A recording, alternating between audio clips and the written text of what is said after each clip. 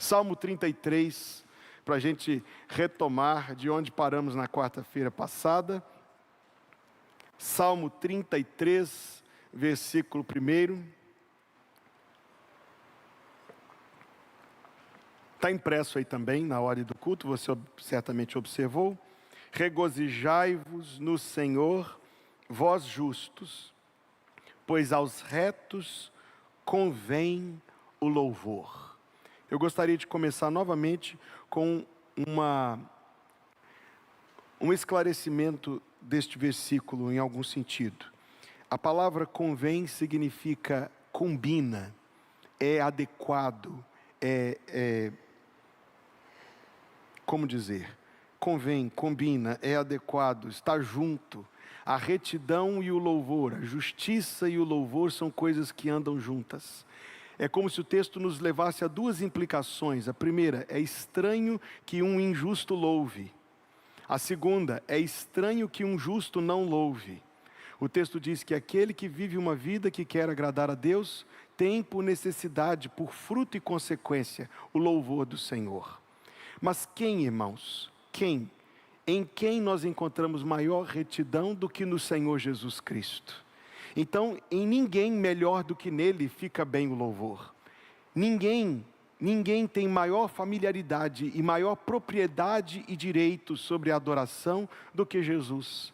Porém, talvez exatamente porque nós temos uma compreensão, talvez possa ser justo dizer, limitada, nós não conseguimos imaginar isso. É por isso que o tema da quarta-feira passada, pretendendo concluir hoje, é Jesus Cristo como o adorador exemplar. Isto é, aquele em quem nós vemos o perfeito modelo de um adorador que agrada a Deus e, consequentemente, uma vez que nós queremos ser iguais a Ele, nós queremos ser iguais a Ele também na sua adoração. Aos retos convém o louvor. Jesus Cristo é reto por excelência, Jesus Cristo é o adorador por excelência.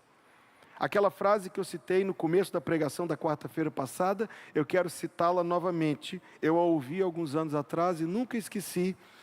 O cristianismo surgiu na Judéia como um encontro vivo e pessoal com Deus. Quando chegou na Grécia, foi feito em filosofia. Quando chegou em Roma, foi feito em meio de poder. Quando chegou na Europa, foi feito em cultura. Quando chegou aos Estados Unidos, foi feito em negócio. A frase original termina aqui, mas o meu pastor acrescentava uma frase: e quando chegou ao Brasil, foi feito em brincadeira. O fato é inquestionável, a realidade é que o cristianismo dos nossos dias seria uma ofensa e um escândalo para os apóstolos. Doutrinariamente, não somente, na prática, na essência, nos desvios. O cristianismo hoje, meus amados irmãos, seria irreconhecível para os apóstolos. Imagine o apóstolo Paulo entrando num lugar cheio de ídolos e dizendo que aquilo é um templo cristão. Imagine o apóstolo Paulo entrando numa igreja protestante liberal que nega a inspiração da Bíblia, a divindade de Cristo, os milagres, o nascimento virginal. Imagine o apóstolo Pedro entrando numa dessas igrejas que prega mais sobre autoestima, superação pessoal e bobagens da carne como esta, e isto levando o nome de Jesus. Não, é um fato. O cristianismo dos nossos dias seria um escândalo para os apóstolos. E nós precisamos, neste tempo, nos voltar muito apegadamente à palavra de Deus, para que a gente possa servir a Deus como Deus quer ser servido, para que a gente possa viver uma vida cristã genuinamente bíblica. E, meus amados irmãos, se existe uma área que está enfraquecida, é a área da adoração. É a área da adoração porque nós imaginamos, primeiro de tudo, que a adoração é a parte musical do culto. Equívoco. A adoração é a própria essência de todo culto. Todo culto é feito para adorar a Deus. Todo culto é feito para glorificar a Deus. Isso faz com que o culto deixe de ser algo que eu atendo conforme minhas necessidades, mas algo que eu faço para honrar o nome do Senhor. Veja que muitos cristãos comuns pensam que o culto é um serviço que a igreja presta a eles. Eles se expressam assim: eu estou indo à igreja semanalmente para recarregar as minhas baterias. Nunca ouviu essa expressão? Quer dizer, é algo voltado para mim. Quando eu não for, o problema é meu, é a minha bateria que não está recarregada. Continuo pensando em mim. E se em vez de o culto ser para nós, ele for para Deus? Ele for para engrandecer a Deus, ele for para agradar a Deus. Você não vê, meus amados irmãos? Veja como isso tem a ver até com a nossa assiduidade. E a assiduidade é um assunto que precisa ser ensinado sempre. Você não vê como um político fica frustrado quando o evento dele dá pouca gente? E aí vem a reportagem e diz, tinha tantas pessoas. Aí a assessoria dele diz, não, tinha muito mais. É porque essa foto aí foi tirada no finalzinho. Não é assim que eles protestam? A honra do político está atrelada ao número de pessoas que vai até ele para ouvi-lo. Mas se para Deus as cadeiras estiverem vazias, não tem problema, né? Se para Deus as cadeiras estiverem vazias, não tem problema, porque eu estou indo lá conforme a minha necessidade, conforme a minha disponibilidade, conforme a minha agenda para o meu interesse. Ah, entendi. Está errado, viu? Então veja por aí, nós pensamos na adoração como um serviço que é prestado a nós, quando nós precisamos pensar na adoração como um serviço que é prestado a Deus. O que vocês que são muito inteligentes já levantaram a interrogação mais válida. Mas pastor, se o culto é para Deus, por que a pregação é dirigida para os ouvintes? Se o culto é para Deus, por que a pregação é voltada para a congregação? Eu lhe recomendaria um livro de John Stott, muito bom, de John Piper, chamado Exultação Expositiva. Que leitura! Ele diz com muita clareza e com muita objetividade que o objetivo da pregação é levar os ouvintes a adorarem a Deus enquanto ouvem as glórias de Deus sendo declaradas.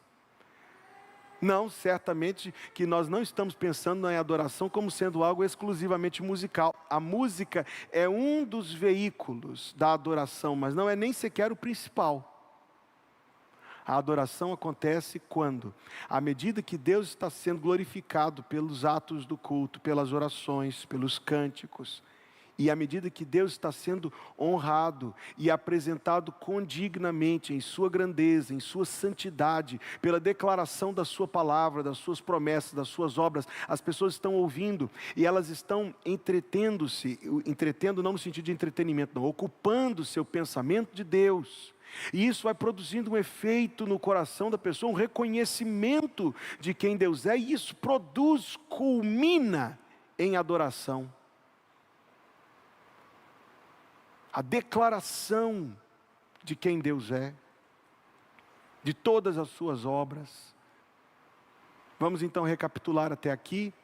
Quando nós estamos pensando em adoração, nós não estamos pensando em algo somente musical. Estamos pensando em algo também musical, mas sequer principalmente. E estamos pensando em algo que é centrado em Deus. Centrado em Deus. Centrado em Deus.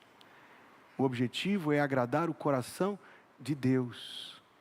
Quando a pessoa vem e quer escolher aquilo que mais lhe apraz, e talvez não há assunto que tenha causado maior controvérsia, que pena que tenha, que desvio terrível, mas quantas e quantas igrejas caíram em controvérsia e confusão por causa de estilo musical. Ou seja, uma briga de gostos, de preferências, de pessoas que estão querendo agradar a si mesmas e desejando intensamente que seu agrado seja contemplado. Aliás, como não me lembrar, né? De um pastor amigo meu que estava num evento, aí havia uma discussão acalorada, um acampamento de jovens, uma discussão acalorada sobre esse assunto. Então havia lá uns 100, 150 jovens discutindo, medindo cabeça, opinião uns com os outros. Chamaram o pastor para arbitrar a discussão. O pastor começou pelo seguinte: quem aqui já leu a Bíblia toda? Não houve um cristão para levantar a mão. Quem já leu, já que vocês estão falando de louvor, quem já leu pelo menos o livro dos Salmos todo? Não houve um. Os 4 evangelhos, uns gatos pingados levantaram a mão. Quer dizer, opinião nós temos muita, mas se ela é bíblica ou não, a gente ainda não se fez essa pergunta.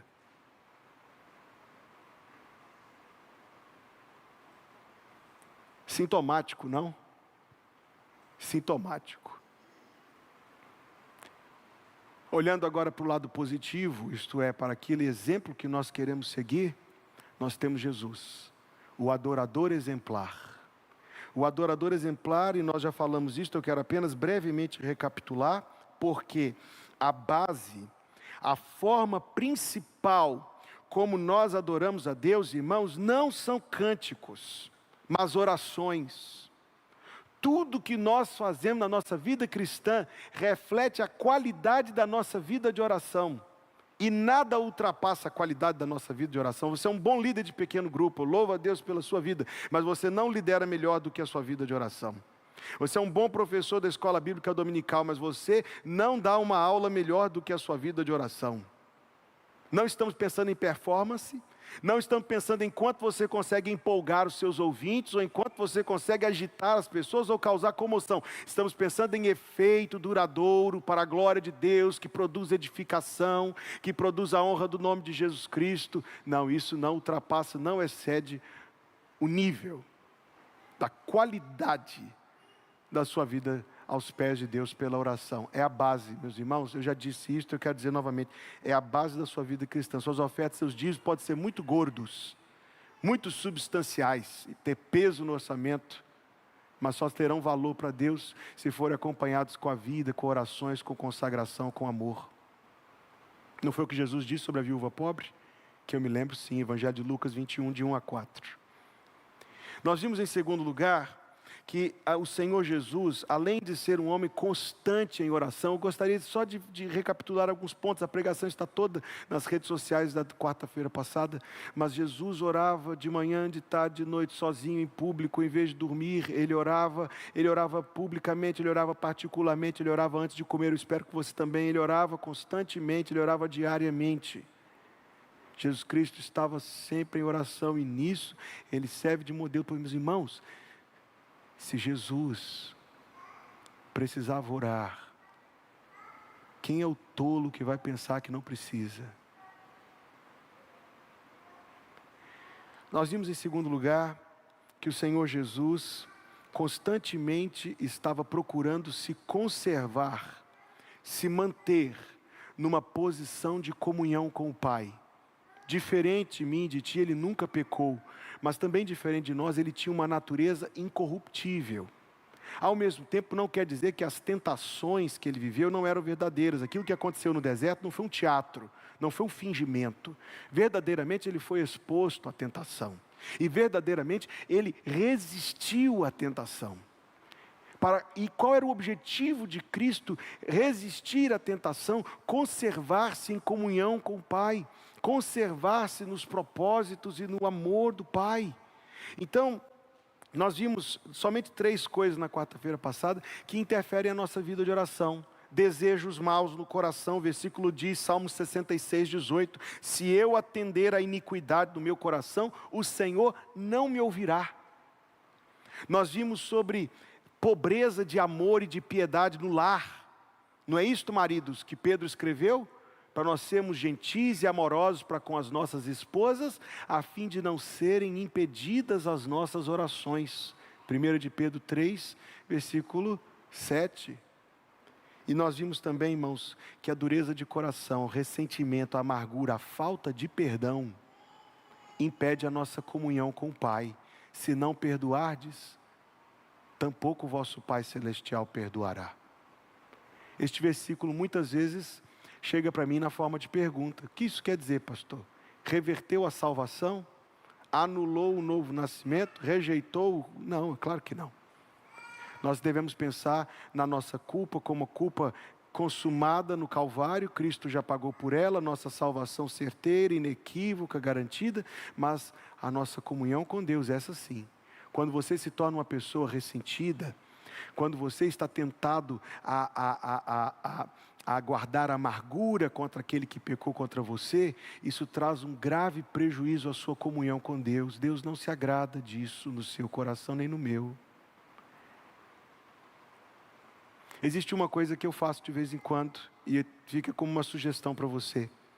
Quando eu perdoei algo que alguém fez, e aquilo volta à minha memória tempos depois, eu digo para mim mesmo: ei, Hugo, deixe de ser burrinho, lembre-se que você já perdoou isso, seu besta.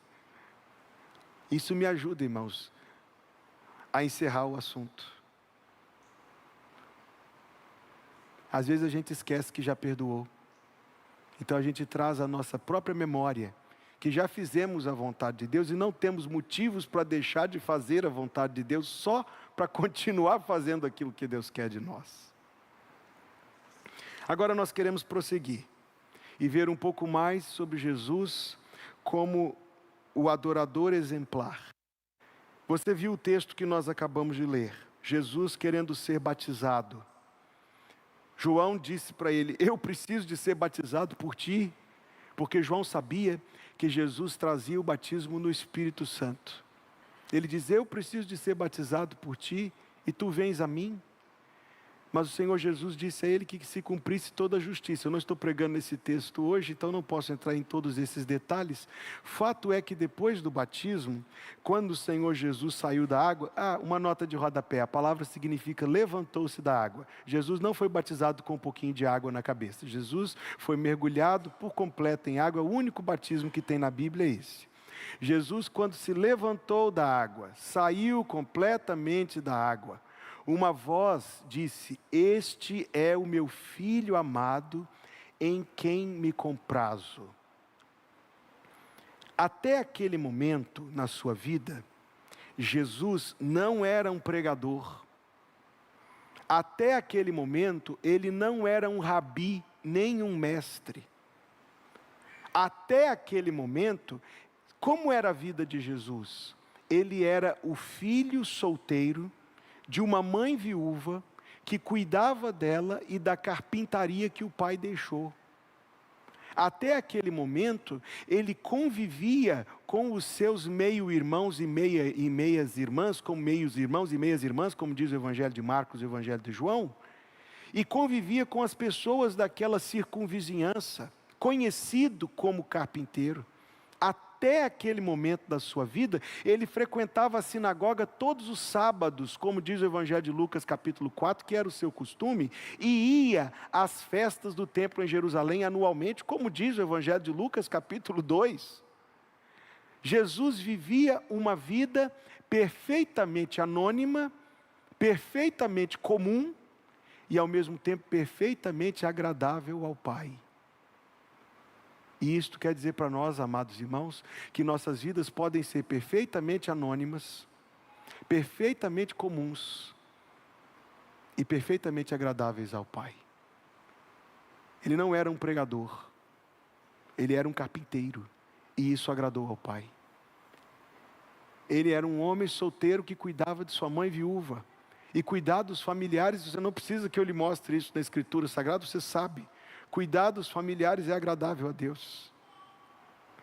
Ele era um homem que viveu a sua vida isto que eu queria frisar, uma vida anônima, uma vida comum, uma vida que agradava perfeitamente a Deus, porque era uma vida de serviço, movido pelo amor. Meus amados irmãos, quanto ganhará o cristão que entender que a sua vida diária, a sua vida comum, pode ser feita por atos tais, comuns, corriqueiros, ordinários, mas que feitos com tal amor, feitos com tal humildade e com tal consagração, que eles se tornam atos de adoração a Deus.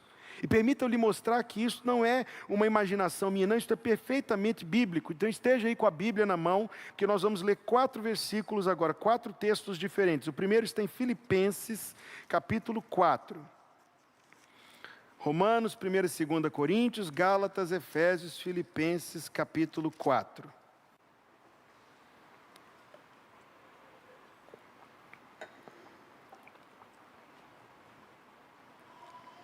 versículo 14, Filipenses 4,14.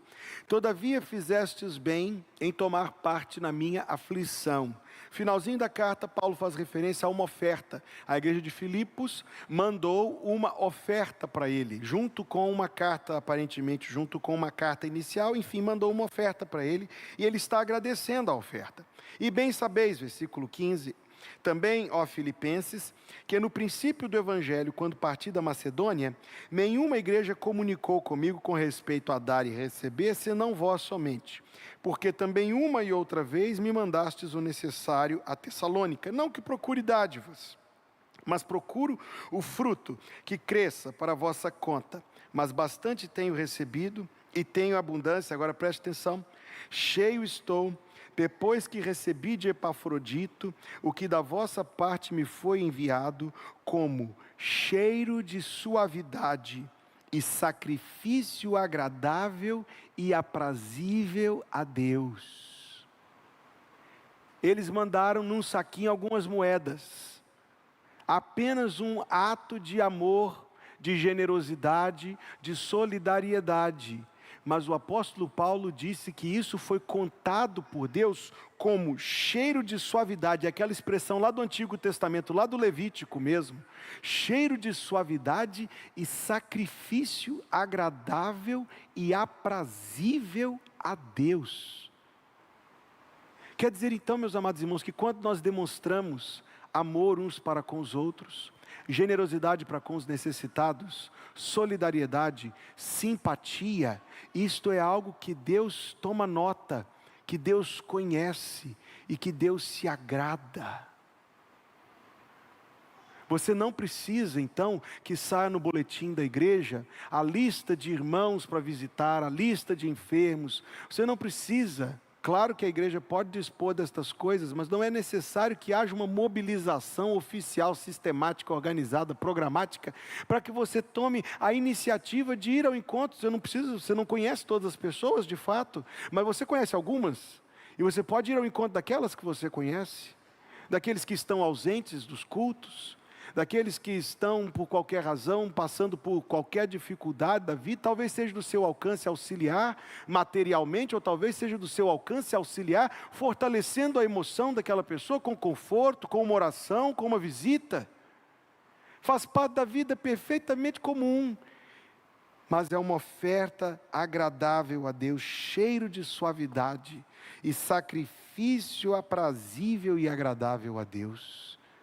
Meus amados irmãos, eu digo isto para os irmãos, porque tenho dito isto em vários lugares no meu coração, para os ministros auxiliares, para a liderança da igreja.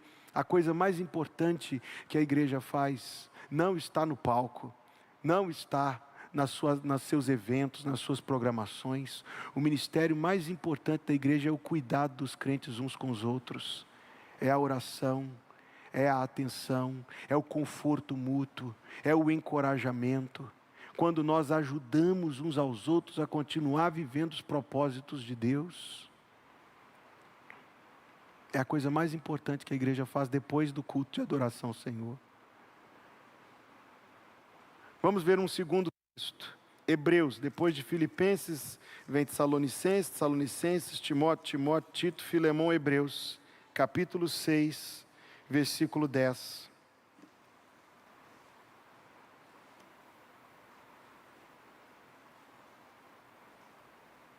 Disse eu, Hebreus 6, 10, porque Deus não é injusto para se esquecer da vossa obra e do trabalho do amor que para com o seu nome mostrastes, enquanto servistes os santos e ainda servis, termina o versículo. Deus não é injusto para se esquecer.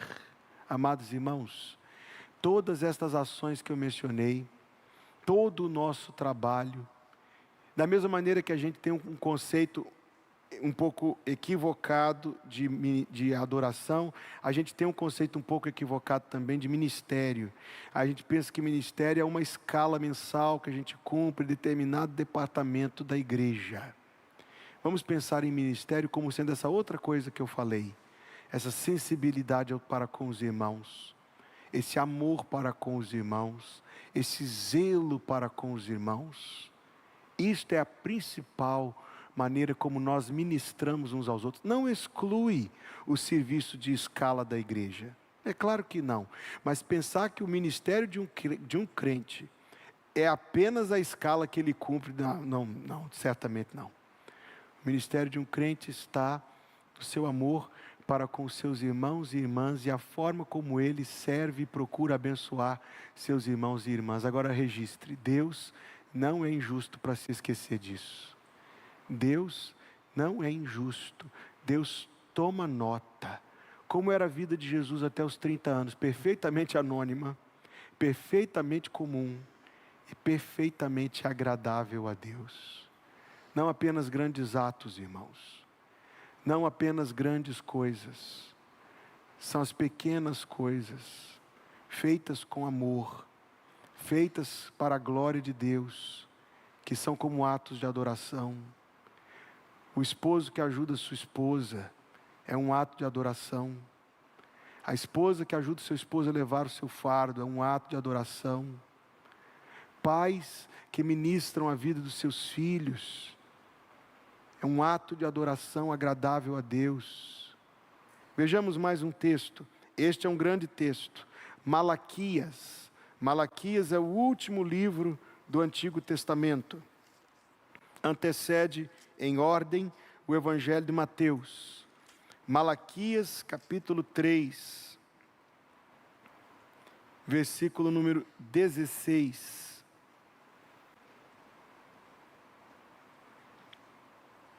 Malaquias 3,16. Então aqueles que temeram ao Senhor falaram frequentemente um ao outro, e o Senhor atentou e ouviu, e um memorial foi escrito diante dele, para os que temeram o Senhor, e para os que se lembraram do seu nome. E eles serão meus, diz o Senhor dos Exércitos. Naquele dia serão para mim joias. Poupá-los-ei como um homem poupa a seu filho que o serve. Então voltareis e vereis a diferença entre o justo e o ímpio, entre o que serve a Deus e o que não o serve. Você deu atenção ao texto que nós acabamos de ler? O texto fala por si mesmo. O texto diz que existe um memorial diante de Deus. E nesse memorial estão escritos os nomes dos que temeram o Senhor. Isto quer representar, talvez seja algo literal, talvez não, eu não me atrevo a entrar nisso aqui agora. Mas de uma maneira ou outra diz que Deus mantém a sua atenção posta sobre os seus servos. Veja que os textos que nós estamos lendo, a uma convergem numa lição principal. Os atos que são como um sacrifício, um cheiro suave. Deus não é injusto para se esquecer. Um memorial está escrito diante do Senhor. O último texto que nós queremos ler nesta colocação está no último livro da Bíblia, o Apocalipse, capítulo 14, versículo número 13.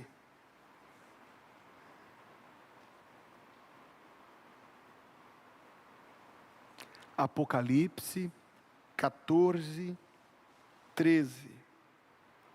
E ouvi uma voz do céu que me dizia: escreve, bem-aventurados os mortos, que desde agora morrem no Senhor. Sim, diz o Espírito, para que descansem dos seus trabalhos, e as suas obras os seguem. E as suas obras os seguem. Deus avaliará nossa vida, não para julgar-nos a fim de condenação ou salvação. Se você já tem Jesus Cristo como seu Salvador e o Senhor da sua vida, a sua salvação é um fato que não pode ser anulado, e glorifique a Deus em seu coração mais uma vez diante disto. Mas, 2 Coríntios 5, versículo 9, todos compareceremos ante o tribunal de Cristo, para que cada um receba o que fez do seu corpo, ou bem ou mal. Cada um de nós se apresentará diante de Deus. Cada um de nós se apresentará diante de Deus, diante das bênçãos que Deus nos deu. Deus te deu uma esposa, meu irmão, você tem cuidado dela? Você tem amado a sua esposa? Você tem honrado a sua esposa? Deus te deu um marido, minha irmã. Você tem amado o seu marido? Você tem sido uma ajudadora idônea para ele, ou você quer governá-lo? Porque não é bíblico que você o governe. É bíblico que você o ajude. Deus lhes deu filhos. Netos alguns de vocês já têm. Deus tem dado a muitos de nós aqui saúde que outros não têm. Talvez você conheça alguém que morreu na sua idade. E você é dado o privilégio de prosseguir. Deus lhe tem dado vida. Muitos de meus irmãos encontraram na vida portas abertas que muitas pessoas não encontraram. Na educação, na carreira, privilégios. Por que você seria privilegiado e o outro não? Ora, é algo que pertence à sabedoria de Deus, inquestionável. A questão sequer é essa, a questão é o que você tem feito do privilégio que tem recebido do Senhor.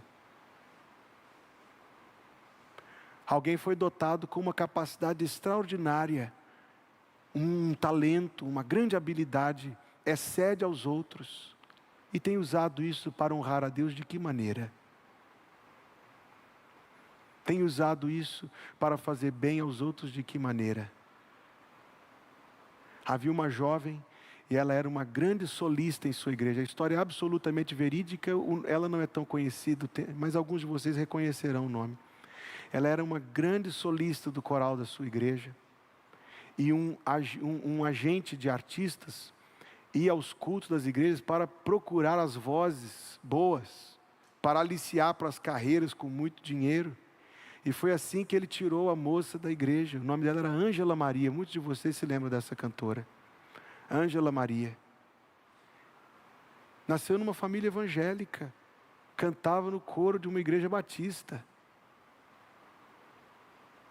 Quando anos depois foi visitada pelo pastor, e ele convidou que ela voltasse para o Senhor Jesus, mas ela disse que era tarde demais para ela voltar. Morreu recentemente, se eu não estou enganado.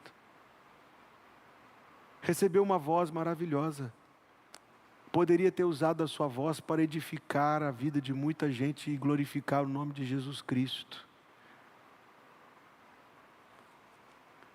Irmãos, se nós pensarmos em adoração somente como cantar, então é uma coisa que a gente faz limitadamente. Mas e se trocar fraldas de bebê de madrugada for um ato de adoração?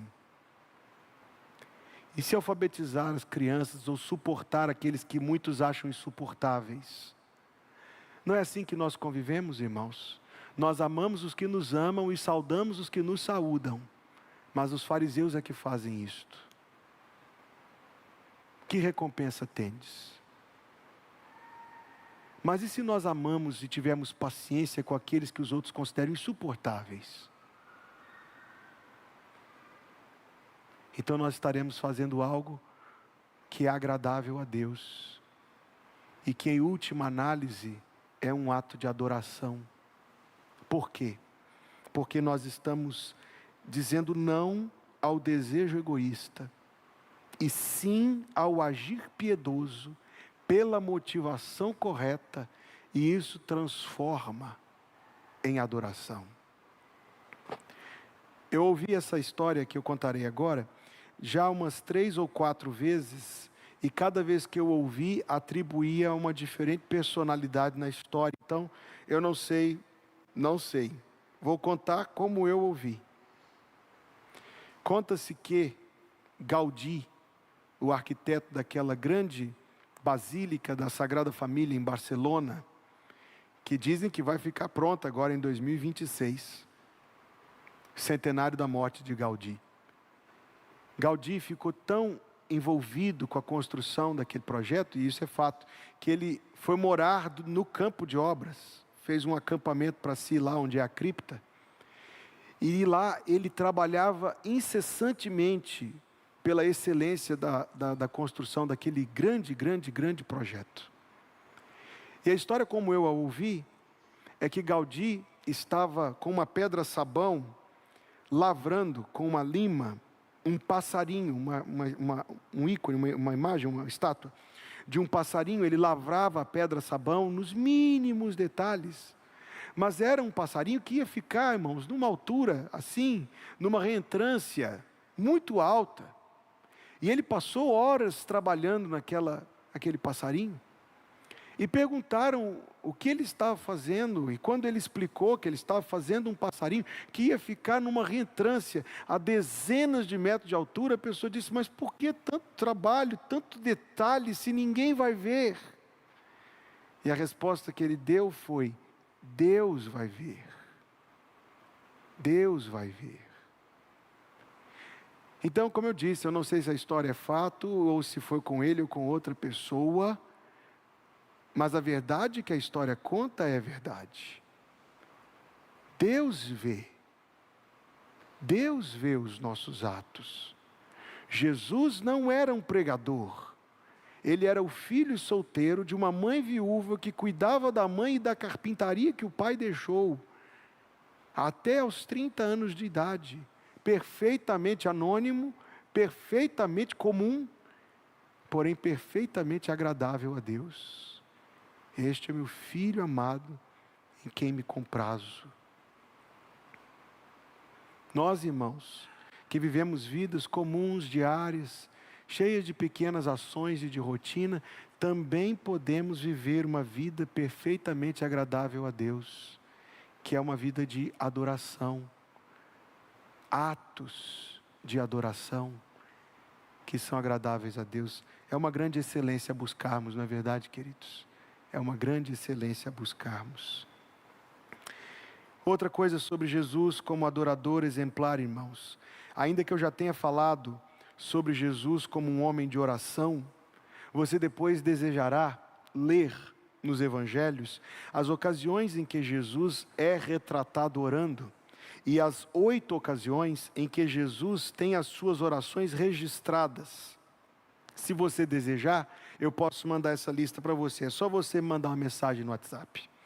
Mas enquanto eu preparava este estudo, eu me admirei, porque eu achava que era apenas uma menção, mas descobri que são 3. Eu achava que era uma, mas descobri que são 3 as menções a Jesus cantando. A primeira delas está em Mateus 26:30.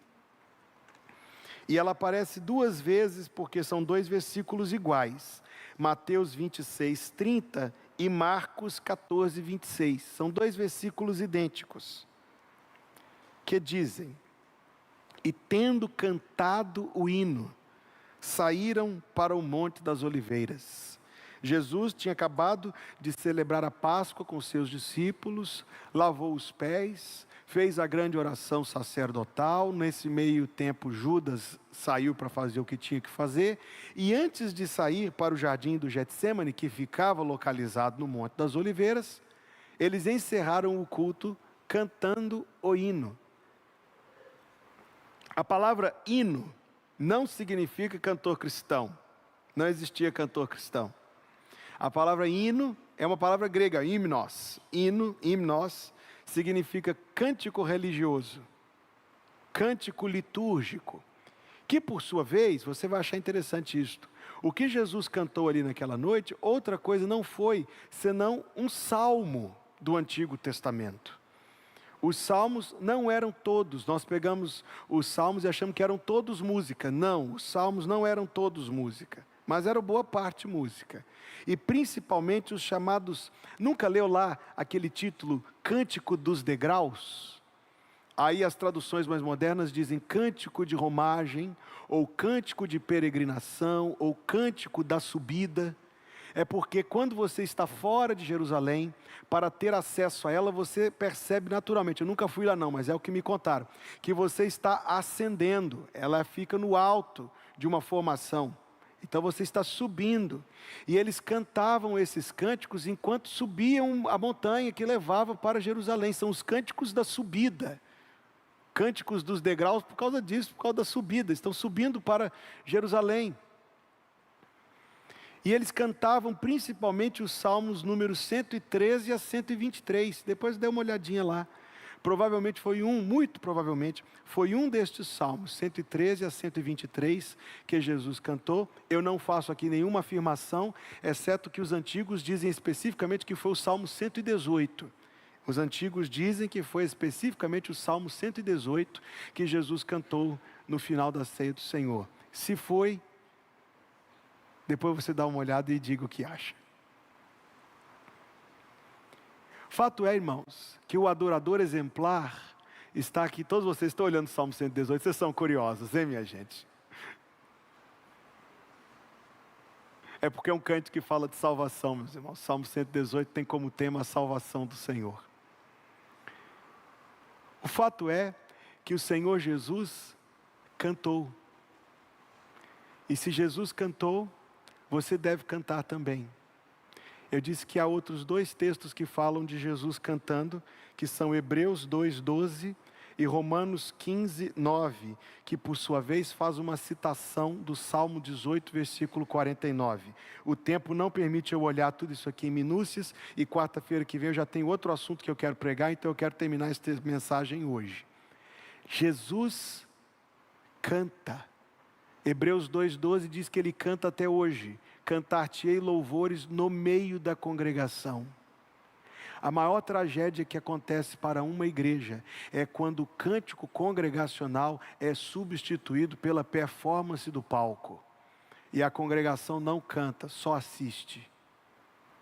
A maior tragédia que acontece é quando uma congregação calada, bestificada, fica assistindo como se fosse um espetáculo, aquilo que acontece no palco sem se unir. Deus não se agrada desse tipo de adoração. Deus se agrada do cântico congregacional. Hebreus 2:12, Jesus diz: cantar-te-ei louvores no meio da congregação. Quando a Bíblia diz, cantai ao Senhor inúmeras vezes, ela não está nos fazendo uma sugestão, não é um convite, é uma ordem. Deus quer que todos cantem o louvor dEle. Quantos irmãos caem na tentação, por qualquer razão, de somente assistir? Eu louvo a Deus porque esta igreja canta, e canta bonito, e canta forte. E eu oro que continue sendo assim uma igreja de louvor congregacional, porque é o louvor bíblico. E isso honra a Deus e segue o exemplo de Jesus. Mas só agora que a música entrou na conversa, você observou? Depois que nós falamos sobre tanta coisa, sobre adoração, só agora que a música entrou em cena. A adoração, irmãos, tem a música como uma das suas vias, mas não é a principal, é uma delas. Vamos aprender, irmãos, com Jesus a louvar. Uma das grandes enfermidades é o empobrecimento dos cânticos. Cânticos rasos, cânticos que não alimentam as nossas almas, cânticos que são vãs repetições, cânticos que são apenas voltados para a emoção das pessoas. Um estudioso fez um compilado das músicas dos últimos 15 anos. A constatação foi que o nome eu aparece mais do que o nome Deus. Que os pronomes de primeira pessoa aparecem mais do que o próprio nome de Jesus. É um escândalo.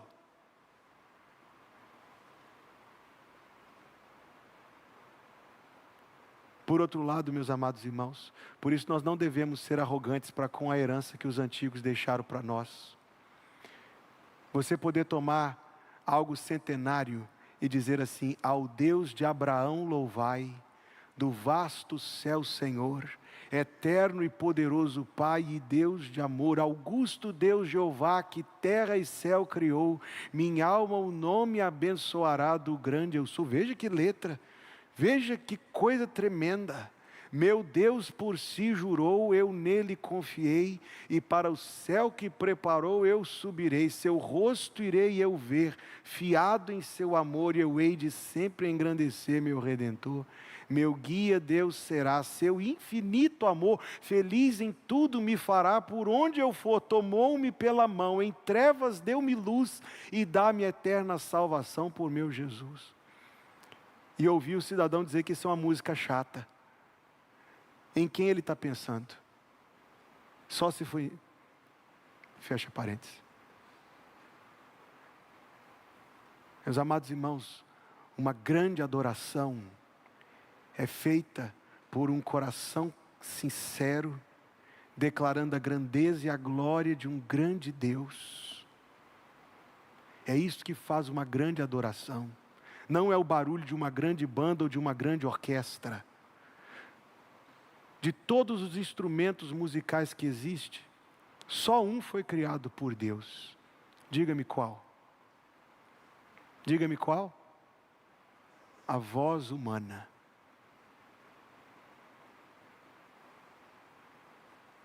Por último lugar, Jesus Cristo, o adorador exemplar, na hora do sofrimento.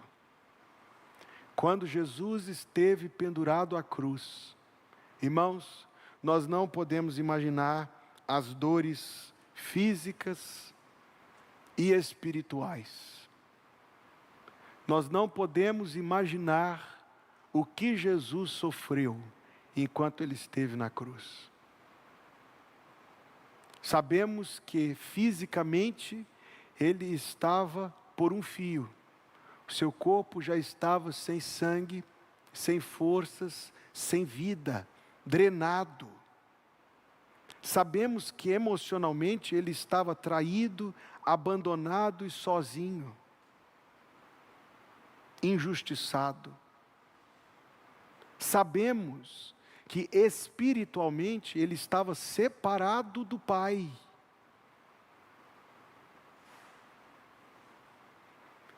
Sabemos que ele não blasfemou, o que foi formidavelmente incomum, porque todas as pessoas que já tinham visto uma crucificação, tinham visto um crucificado ofendendo quaisquer pessoas que passassem na frente e até o céu. E eu não seria tão precipitado para julgar, porque uma dor pequena tira alguém do sério, o que é que uma dor grande não faz? Mas os soldados romanos, que estavam acostumados em testemunhar a execução de homens brutos, vulgares, vis, maus, criminosos, estavam também acostumados em ver os crucificados disparando bravatas e impropérios contra todos. Mas você se lembra, Mateus 27, 54, qual foi a impressão do homem que estava de escolta à cruz de Jesus?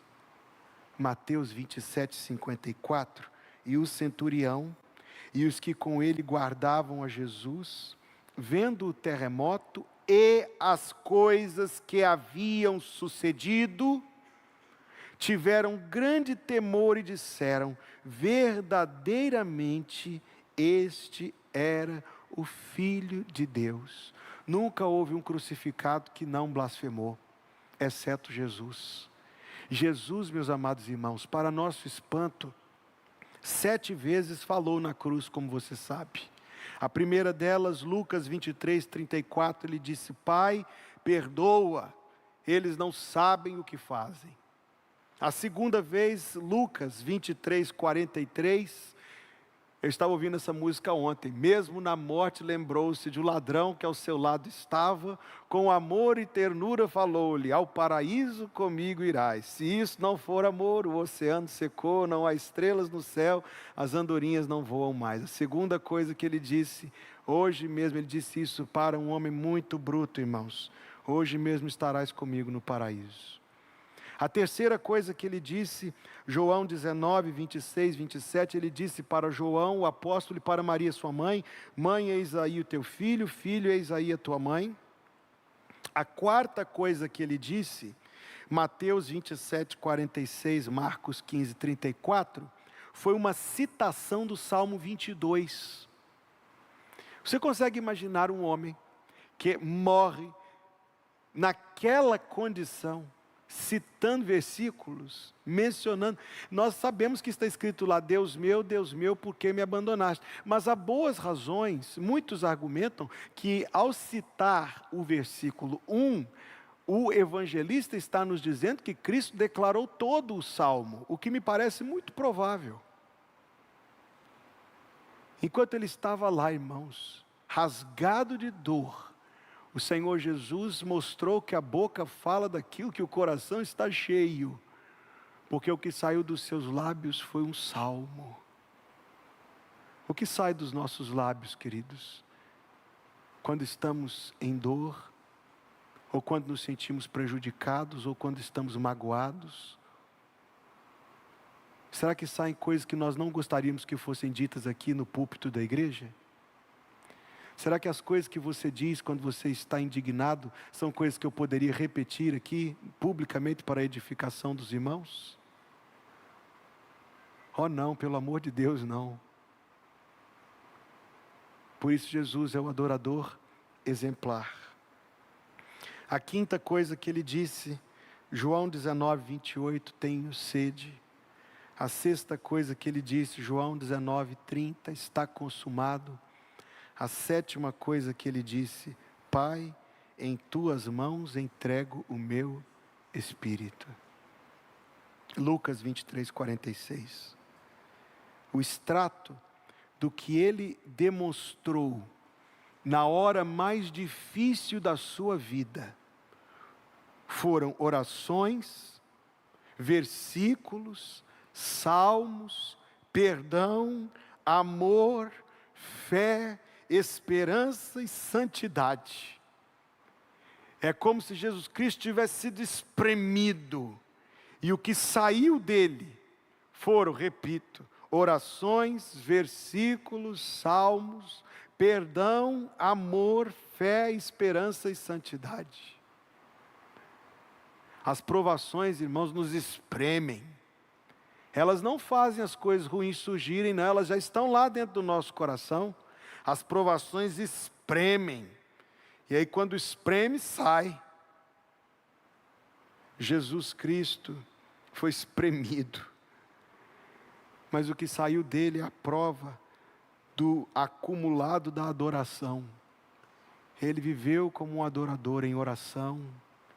Ele viveu como um adorador em atos de amor, conservando-se na comunhão com Deus. Ele enchia o seu coração da Escritura Sagrada. Lembra quando ele tinha 12 anos, ele já conhecia a Bíblia a ponto de maravilhar os mestres. Aí na hora da provação, quando ele foi espremido, o que saiu não foi lamento, não foi murmuração, foi louvor, foi adoração. Ó irmãos, o exercício constante, diário de adoração, nos prepara para sermos aprovados na hora da dificuldade. Como você se prepara? Você se prepara diariamente. Você se prepara diariamente. Eu vou concluir. Eu lembro de ter assistido alguns anos atrás, eu era adolescente, com muito impacto, aquele filme Deixados para Trás. E aí depois do arrebatamento, aquele moço que a mulher era crente, os filhos eram crentes, ele ficou sozinho, piloto de avião, lembra do filme, né? Aí ele chega em casa e pega uma Bíblia, aí ele senta na beira da cama e abre a Bíblia em Gênesis 1:1, e lê assim: no princípio, ele lê em voz alta, criou Deus os céus e a terra. Aí ele fecha a Bíblia, joga para o lado e diz: tarde demais. Lembra-se dessa cena? Eu lembro vivamente dessa cena do filme. É o que acontece, irmãos, quando nós queremos ter socorro divino, mas não buscamos isso constantemente, diariamente. A gente não sabe nem por onde procurar. Aí quando vem a dificuldade nos espreme, talvez a gente não goste do que sai do nosso coração. Mas quando Jesus foi espremido, saiu louvor e adoração e perdão. Por quê? Porque todos os dias ele estava diante de Deus. Todos os dias ele estava enchendo o seu coração da presença de Deus e da palavra de Deus. E nada mais a buscarmos, senão que nós tenhamos um coração igual ao de Jesus. E sejamos adoradores de Deus, assim como Jesus é o adorador exemplar. Pai, o Senhor conhece a nossa estrutura e sabe que nós somos pó.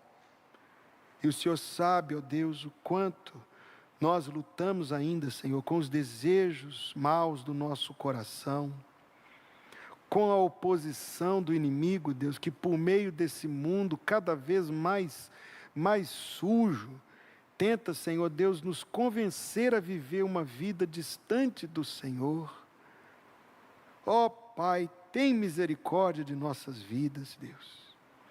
E nos ajuda, Senhor, a seguir o exemplo do nosso Mestre, o Teu Filho, o Senhor Jesus.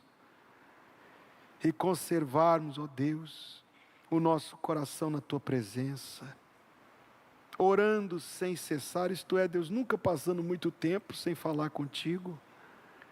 Nos ajuda, Pai querido, a sermos adoradores do Senhor, não só durante os cultos públicos da igreja, mas sermos adoradores do Senhor em todo tempo e momento.